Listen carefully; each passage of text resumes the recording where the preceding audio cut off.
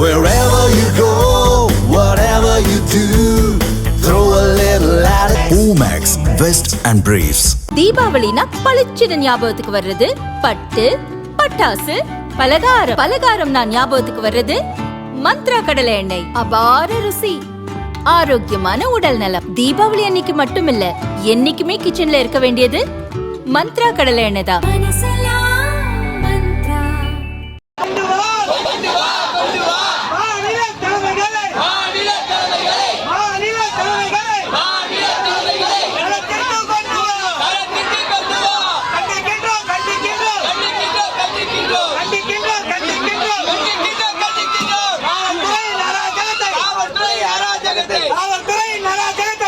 சமவேலைக்கு சம ஊதியம் கோரிக்கையை வலியுறுத்தி சென்னையில் இடைநிலை ஆசிரியர்கள் கடந்த 26ஆம் தேதி முதல் தொடர் போராட்டம் நடத்தி வருகின்றனர். அரையாண்டு விடுமுறை முடிந்து பள்ளிகள் திறக்கப்பட்ட பின்பும் இடைநிலை ஆசிரியர்கள் போராட்டத்தை தொடர்கின்றனர்.